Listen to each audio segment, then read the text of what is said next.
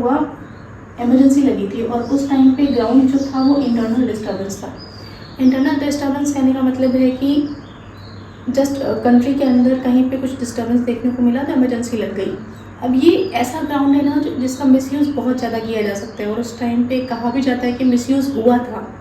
ठीक है, तो एक अमेंडमेंट आया जब इनकी गवर्नमेंट गई तो 44th कॉन्स्टिट्यूशनल अमेंडमेंट एक्ट 1978 आया और उसमें क्या किया गया, इस ग्राउंड को ही बदल दिया गया, है ना। और इंटरनल डिस्टर्बेंस की जगह क्या ले आए, आर्म रिबेलियन, ताकि कोई भी आगे चल के इस ग्राउंड का मिसयूज़ ना कर। राधे राधे बच्चों, कैसे हैं आप सब। तो हम एम लक्ष्मीकांत इंडियन पॉलिटी का 7th एडिशन कंटिन्यू कर रहे हैं। ये हमारा 4th चैप्टर है, salient features of the constitution. Okay, अभी तक हमने 13 फीचर्स को स्टडी कर लिया है। ये हमारा 14th फीचर होगा, इंडिपेंडेंट बॉडीज़। देखो, इंडियन कॉन्स्टिट्यूशन में ना हमने 3 ऑर्गन्स के बारे में पढ़ा था। कौन कौन से, पहला लेजिस्लेचर, दूसरा एग्जीक्यूटिव एंड थर्ड था जुडिशरी। ओके, अब किसी देश को चलाने के लिए क्या इतना ही काफ़ी है? एक लेजिस्लेचर हो जहाँ पे नियम बने, एक एग्जीक्यूटिव हो जहाँ पे लॉज को एग्जीक्यूट किया जाए, जो लॉज को एग्जीक्यूट करे, एक जुडिशरी हो जो इन दोनों पे चेक्स एंड बैलेंस रखे। ठीक है, इतना तो हो गया। ओके, इंडिया एक डेमोक्रेटिक कंट्री है। डेमोक्रेटिक कंट्री का मतलब क्या है कि पावर जो है वो लोगों के हाथ में, और लोगों के हाथ में पावर देने का मतलब है हमें बहुत सारे ऐसे काम करने पड़ेंगे जिससे उस पावर का रियलाइजेशन हो उन लोगों को ना। ठीक है, केवल पावर दे देना, उस पावर को यूज़ भी तो करना है ना उन्हें, तो वो अच्छे से यूज़ कर पाए, फेयर यूज़ कर पाए, उसके लिए हमें कुछ इंडिपेंडेंट बॉडीज़ भी बनानी पड़ेंगी। जैसे अब अगर बात आती है इलेक्शन की, क्योंकि इंडिया एक डेमोक्रेटिक कंट्री है तो इलेक्शन यहाँ पे फ्री एंड फेयर होने चाहिए, है ना।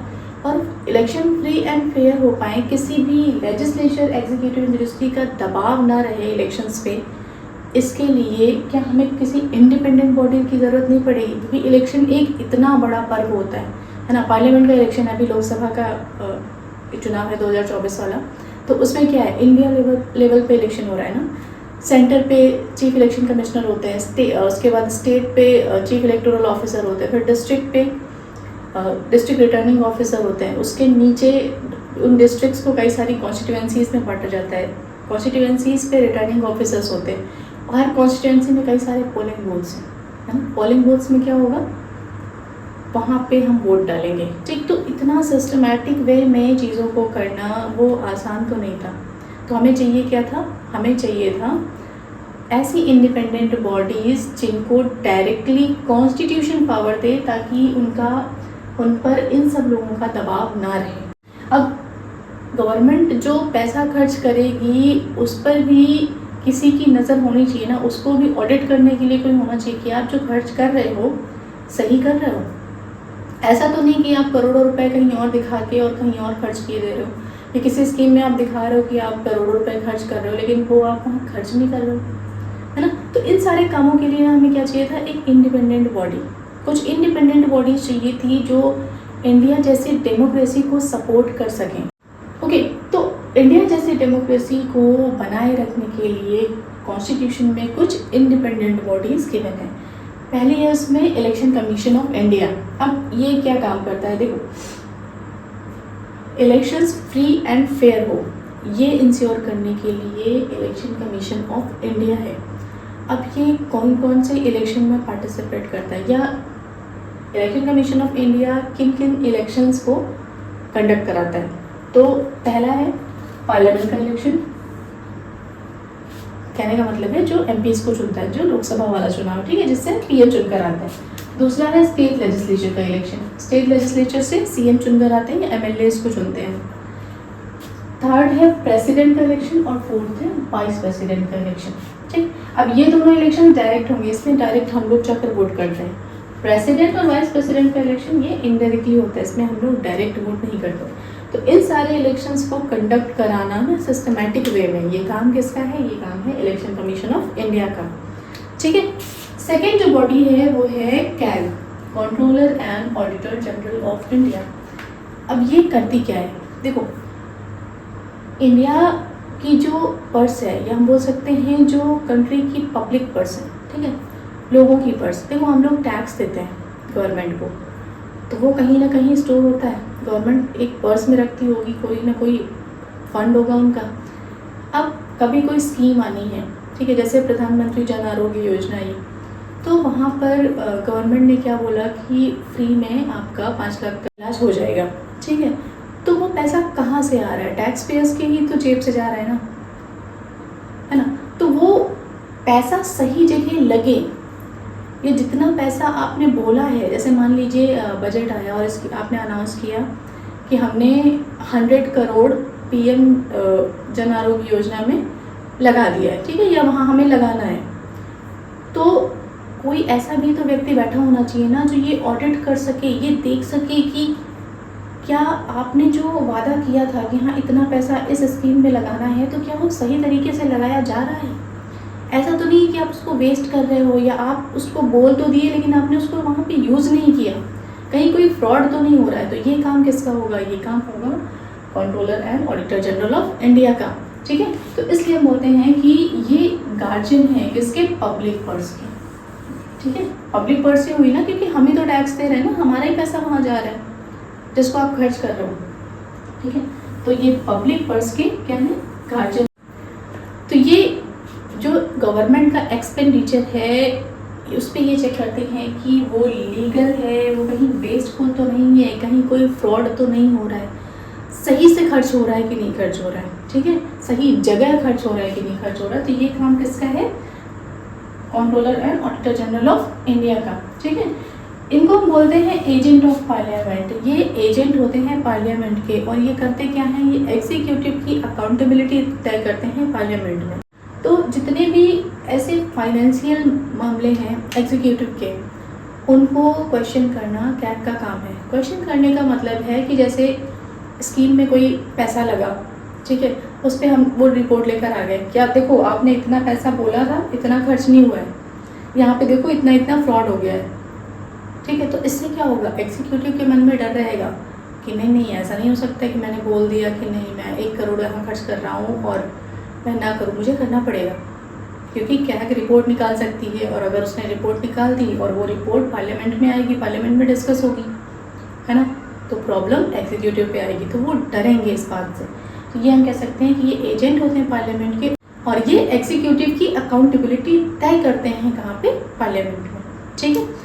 एक द हिंदू की न्यूज़ है, न्यूज़ आर्टिकल है, वो आप देखिएगा ज़रा, इसकी हेडिंग देखिए क्या इसमें लिखा हुआ, तो आपको एक समझ में आ जाएगा। एक्चुअली ना जब भी ये चीज़ें पढ़ी ना तो थोड़ा सा रिलेट करिए कि न्यूज़ में ये चीज़ यहाँ से आई है, ठीक है, तो थोड़ा सा चीज़ें ज़्यादा समझ में आएंगी, ठीक। तो इसको एक बार देख लीजिएगा तो शायद चीज़ें और क्लियर हो जाए, ठीक। नेक्स्ट है UPSC and SPSC, union public service commission and state public service commission. अब ये क्या है? देखो, यूनियन पब्लिक सर्विस कमीशन एक और स्टेट पब्लिक सर्विस कमीशन ये रिक्रूटिंग एजेंसीज होती हैं, ऐसे इंडिपेंडेंट बॉडीज़ जो रिक्रूटमेंट का काम कर रही हैं, ठीक है। अब अगर हम UPSC की बात करें तो UPSC किसके रिक्रूटमेंट का काम करेगी? ऑल इंडिया सर्विसेज का, या कुछ ऐसे सेंट्रल सर्विसेज जो ग्रुप A और ग्रुप B लेवल की हैं, ठीक है। ऑल इंडिया सर्विसेज में क्या आ जाएगा? IAS Indian administrative services, IPS Indian police services, IFOS Indian forest services, यहाँ फॉरेन नहीं है, ये फॉरेस्ट सर्विसेज है, ठीक है, तो याद रखिएगा। Central services group A group B में जैसे आ जाता है आपका IRS इंडियन रेवेन्यू सर्विसेज, ठीक है, ये डिफेंस सर्विसेज कुछ आ जाती है। आपने सुना होगा ना, जैसे होता है ना कि आपको इतना तो पता ही होगा कि UPSC एग्ज़ाम कंडक्ट कराती है, ठीक है, तो एक रिक्रूटिंग एजेंसी है, एग्ज़ाम को अच्छे से कंडक्ट कराना इनकी जिम्मेदारी है। प्लस इनका एक और भी काम है कि अगर गवर्नमेंट किसी बात पर इनसे सलाह मांगे तो उन्हें एडवाइस भी प्रोवाइड कराना। अब वो किस टॉपिक पे हो सकता है? जैसे प्रमोशन पे जनरली गवर्नमेंट को UPSC की एडवाइस की ज़रूरत पड़ती है, ठीक है, तो ये उस टाइम पे प्रेसिडेंट को एडवाइस भी करते हैं, ठीक। स्टेट पब्लिक सर्विस कमीशन की बात करें तो ये स्टेट सर्विसेज को के एग्ज़ाम को कंडक्ट कराते हैं, जैसे PCS लेवल का हो गया, UPPSC हो गया, है ना, या हो गया आपका BPSC हो गया, ठीक है। तो ये स्टेट लेवल की सर्विसेज की रिक्रूटिंग एजेंसी है, ठीक है, और ये एडवाइस किसको करेगी? सिंपल सी बात है, गवर्नर को करेगी, ठीक। तो ये सारा इनका काम होता है। अब इनका काम ही ऐसा है कि इनकी फंक्शनिंग ना हमेशा इंडिपेंडेंट होनी चाहिए, बहुत ज़रूरी है। अगर इस पर गवर्नमेंट का असर पड़ने लगा ना तो ये इंडिया जैसी जो डेमोक्रेसी है ना वो अपाहिज हो जाएगी, डिसेबल्ड हो जाएगी। ठीक है, क्यों? क्योंकि ये सिर्फ उसके हिसाब से काम करेगी, है ना। अब सिंपल सी बात देखिए, यूपीएससी में जो एग्ज़ाम कंडक्ट होते हैं वो जनरली इतना ज़्यादा पेपर लीक नहीं होता है ना, या इतना ज़्यादा उसमें फ्रॉड नहीं होता है। देखो, पेपर लीक मुझे नहीं लगता किसी एरिया से अब छूट रहा है, लगभग हर जगह ये चीज़ें होने लगी, फ्रॉड होने लगा है। बट कुछ जगह अभी ऐसी हैं जो जिन पे हम भरोसा कर सकते हैं, जिन पे एस्पिरेंट्स भरोसा कर सकते हैं, तो उसी में आता है यूपीएससी भी आता है।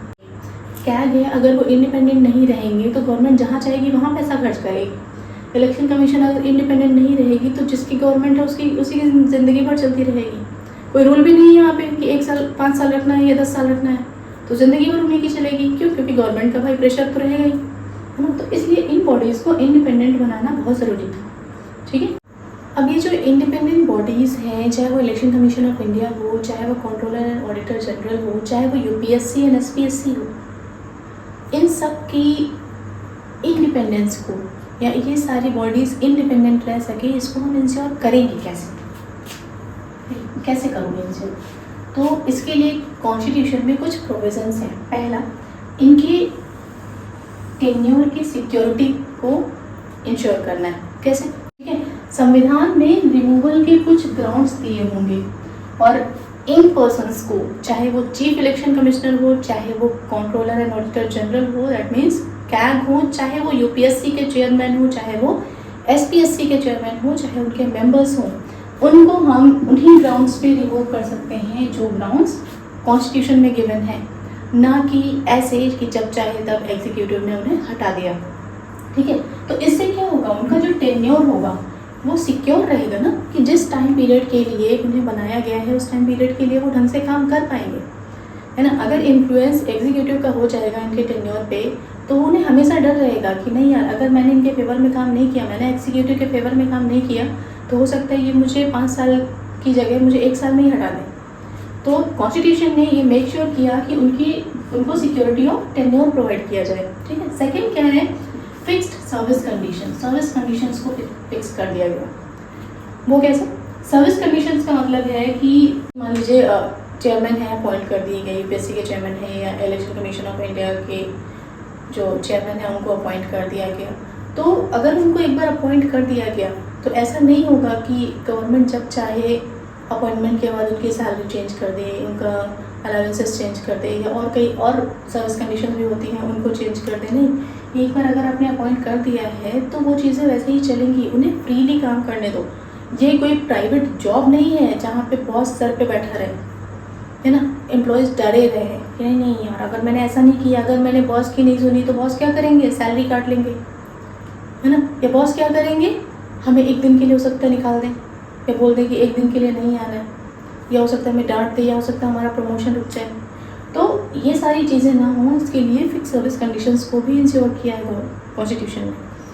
थर्ड है expenses charged on consolidated fund of India. अगर आपको ये नहीं पता है कि expenditures charged on and expenditure made from consolidated fund of India में क्या डिफरेंस है, तो आप इस वीडियो को देख सकते हैं। ओके, क्या ये जितनी भी इंडिपेंडेंट बॉडीज़ हैं, इनका जो एक्सपेंस है, इनके जो एक्सपेंसेस हैं वो charged on consolidated fund of India होते हैं। कहने का मतलब है इनकी सैलरी, अलाउंसेस, इन हर चीज़ों के लिए या और भी जितने भी एक्सपेंसेस होंगे उसका पैसा कहाँ से आएगा, उसका पैसा आएगा कंसोलिडेटेड फंड ऑफ इंडिया से। बट होगा कैसा, वो चार्ज्ड ऑन, ये चार्ज अपॉन के रूप में। कहने का मतलब है कि जो एमपीज़ होंगे, पार्लियामेंट में बैठे एमपीज़, उनकी वोटिंग की ज़रूरत नहीं होगी। ठीक है, जब पैसा आ रहा होगा कंसोलिडेटेड फंड ऑफ इंडिया से तो एमपीज़ को वोट करने की ज़रूरत नहीं है, उन्हें वो वोट नहीं कर सकते, ये पैसा ऑटोमेटिकली डिटेक्ट हो जाएगा। हाँ, वो डिस्कस कर सकते हैं इस चीज़ को, बट वोटिंग की रिक्वायरमेंट नहीं होगी। ठीक है, तो ये होगा कि पार्लियामेंट का इस पर कोई बहुत ज़्यादा इंटरफेरेंस नहीं होगा। ठीक है, या बोल सकते कि पार्लियामेंट का कोई कंट्रोल नहीं है, एमपी से कोई कंट्रोल नहीं है इस एक्सपेंस पे, इन सारे एक्सपेंसेस पे। ठीक है, ओके, अब ये वीडियो देखने के लिए आप देख सकते हो, उसको चेक कर सकते हो। ठीक है, तो बहुत ज़्यादा क्लियर हो जाएंगी चीज़ें। 3 से 4 मिनट का वीडियो है, एक बार देख लीजिएगा।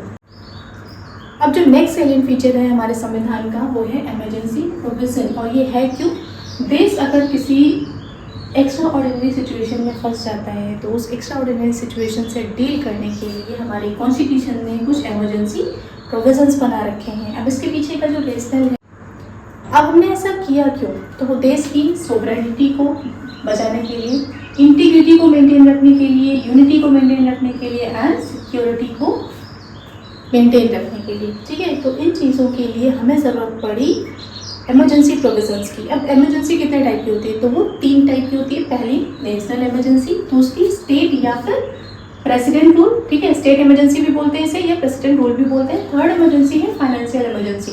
एक एक करके सबको देखेंगे। नेशनल इमरजेंसी का आर्टिकल है आर्टिकल 352। ठीक है, आर्टिकल 352 के अंडर नेशनल इमरजेंसी लगाई जाती है। ग्राउंड्स क्या होने चाहिए इस इमरजेंसी को लगाने के? देखो, अगर वॉर हो जाए किसी देश से, जैसे मान लीजिए पाकिस्तान से हमारा वॉर हो चुका है, ठीक है, चाइना से हमारा वॉर हो चुका है। 1962 में चाइना से वॉर हुआ था, 1964 के आसपास पाकिस्तान से वॉर हुआ था। ठीक है, अगला देश जो हमारा ईस्ट पाकिस्तान था, उससे भी वॉर हो चुका है। तो उन केसेस में नेशनल इमरजेंसी लगेगी। ठीक है, नेशनल इमरजेंसी लगी थी।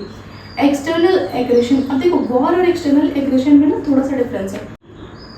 वॉर का मतलब होता है कि ऑफिशियली डिक्लेयर कर दिया जाए कि ठीक है, मैं आपके देश से वॉर पे हूँ या हमारी आर्मी जो है वो आपके यहाँ आएगी लड़ने।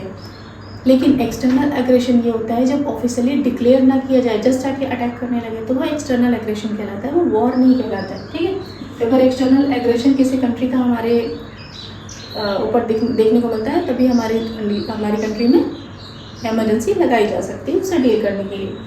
थर्ड जो ग्राउंड है वो है आर्म रिबेलियन। अगर आर्मी ही विद्रोह कर दे तब भी इमरजेंसी लगानी पड़ेगी। अब देखो, जब इंदिरा गांधी पीएम थी ना, तो क्या हुआ, इमरजेंसी लगी थी और उस टाइम पे ग्राउंड जो था वो इंटरनल डिस्टर्बेंस था।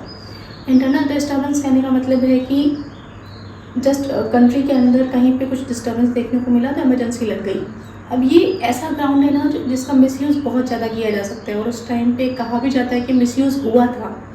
ठीक है, तो एक अमेंडमेंट आया जब इनकी गवर्नमेंट गई, तो 44th कॉन्स्टिट्यूशनल अमेंडमेंट एक्ट 1978 आया और इसमें क्या किया गया, इस ग्राउंड को ही बदल दिया गया, है ना। और इंटरनल डिस्टर्बेंस की जगह क्या ले आए, आर्म रिबेलियन, ताकि कोई भी आगे चल के इस ग्राउंड का मिसयूज़ ना कर सके, है ना। ये नहीं कि थोड़ा सा आपको कुछ भी कहीं पे दिखा, कहीं पे थोड़ा सा दंगे हो गए तो नेशनल इमरजेंसी लगा दी। क्यों? क्योंकि ये बहुत बड़ा डंग है, बहुत बड़ी चीज़ है। इमरजेंसी लगाना आसान नहीं होता है और इमरजेंसी लगाने का मतलब है पूरे देश पे असर पड़ता है ना। तो इंटरनल डिस्टर्बेंस जैसा ग्राउंड तो नहीं होना चाहिए।